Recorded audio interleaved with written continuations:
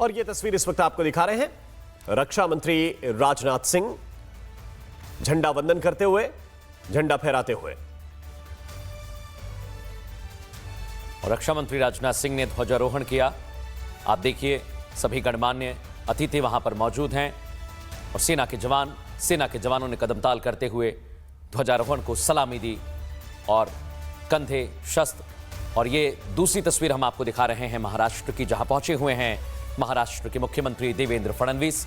देश के अलग अलग हिस्सों में, अलग अलग राज्यों में, उनकी राजधानी में मुख्यमंत्री, राज्यपाल पहुंच रहे हैं ध्वजारोहण के लिए।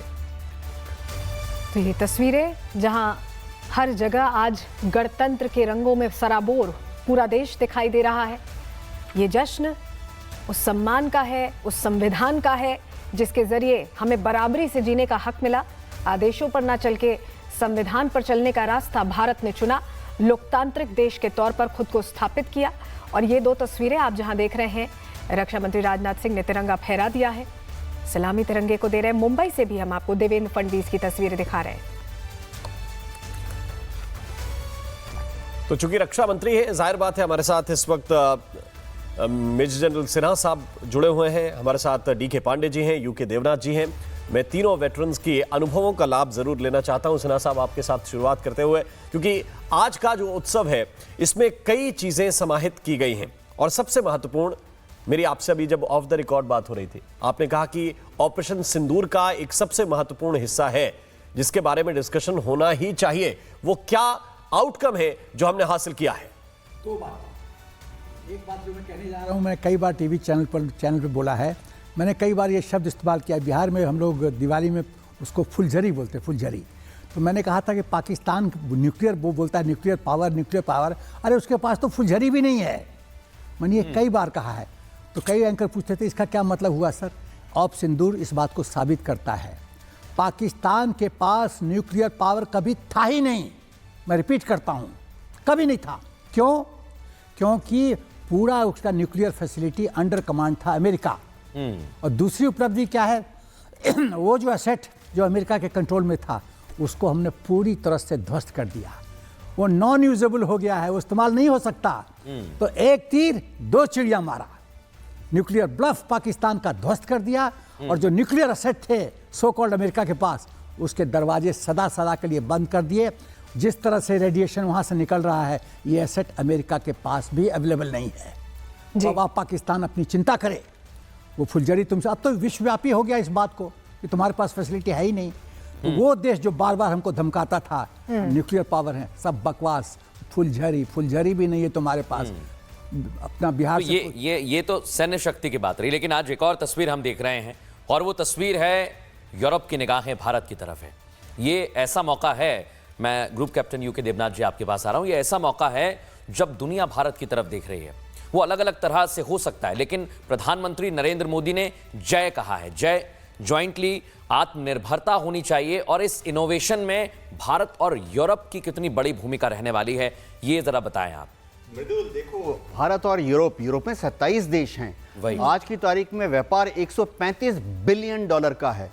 और अब जब हम फ्री ट्रेड एग्रीमेंट साइन करेंगे तो हमारा लक्ष्य है कि आने वाले दशक में यह व्यापार बढ़कर 180 बिलियन डॉलर का हो जाए। सबसे बड़ी बात है कि यूरोपियन यूनियन को पता लग गया है कि अब अमेरिका भी शायद एक भरोसेमंद पार्टनर नहीं रहा। तो यूरोपियन यूनियन कहां जाएगा बिजनेस करने के लिए? रूस? सवाल नहीं उठता। अफ्रीका, उनकी परचेजिंग पावर नहीं है। साउथ ईस्ट एशिया में व्यापार करेगा यूरोप, वहां चीन पहले घुस चुका है। तो अब यूरोपियन यूनियन भारत के ऊपर निर्भर हो गया है। भारत से इंपोर्ट करेगा हाईटेक आइटम बहुत जल्दी। फिलहाल भारत उनको बड़ी तादाद में फार्मास्यूटिकल्स एक्सपोर्ट करता है। हाँ, भारत से मैन पावर एक्सपोर्ट जो है बहुत बड़ा एक मुद्दा रहेगा। देखिए, दशकों से ऐसा होता रहा है कि आईआईटी से इंजीनियर निकला, हमारे आईआईएम के जो मेधावी छात्र हैं अमेरिका का रुख करते हैं। लेकिन अब वो समय आ गया है मृदुल, बहुत जल्दी भारत के बच्चों के दिल में ये तमन्ना होगी, आईआईटी से निकलेंगे, आईआईएम से निकलेंगे, सीधा यूरोप का रुख करेंगे। ये जो मदर ऑफ ऑल डील होने वाली है, क्या ये एक पहला कदम मान के चल सकते हैं? अभी तो बहुत कुछ बाकी है मृदुल, इसमें कोई शक नहीं, अभी बहुत कुछ बाकी है। अभी दुनिया देखेगी क्या होने वाला है। देखो, विश्व के पटल में अगर हम देखें आगे वाले 2-3 दशक में क्या होने वाला है, रूस सुपर पावर था, अब थोड़ा सा यूक्रेन युद्ध करते करते थक चुका है। चीन बहुत हाथ पैर मार रहा है आगे बढ़ने के लिए, शायद कुछ हद तक वो सक्सेसफुल भी हो गए हैं। यूरोपियन यूनियन जो है अटलांटिक के इस तरफ as a counter balance to America बन गया है। अमेरिका की जो ये नीति की वह दुनिया में एकमात्र सुपर पावर है, शायद यूरोप उसको भारत की मदद से काउंटर बैलेंस करेगा।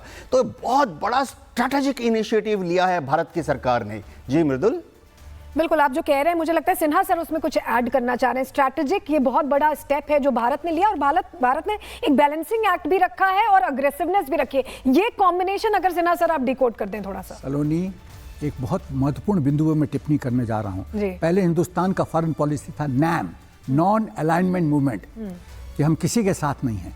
मोदी जी ने उसको उल्टा कर दिया। Alignment with all, difference, alignment with all, selective basis पे।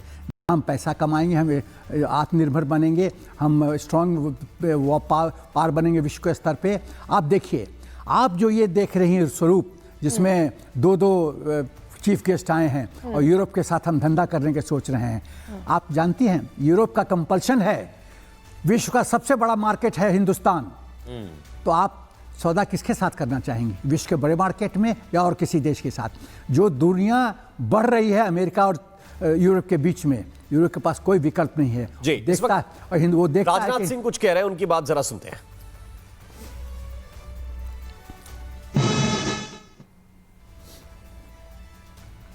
राजनाथ सिंह ने ध्वजारोहण किया है और उसके बाद वो सैनिकों से मिल रहे हैं। राम, जो तस्वीर हम दिखा रहे हैं, देखिए जरा। यह भी निवेदन करूंगा कि हम सभी भारतवासी यह संकल्प लें कि 2047 आते आते हमारा भारत एक विकसित भारत के रूप में खड़ा हो। क्योंकि अपनी हार्दिक शुभकामनाएं देता हूं और मैं यह भी निवेदन करूंगा कि हम सभी भारतवासी यह संकल्प लें।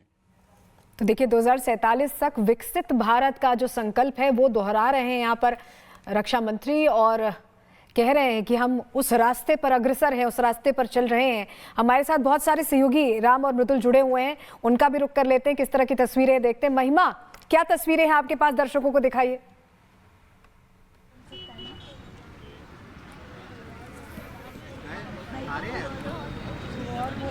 महिमा, आपके पास आवाज आ रही है हमारी? जी आ रही है। मैं आपको तस्वीरें दिखा देती हूँ क्योंकि हम इस वक्त स्काई वॉक ब्रिज पर मौजूद हैं।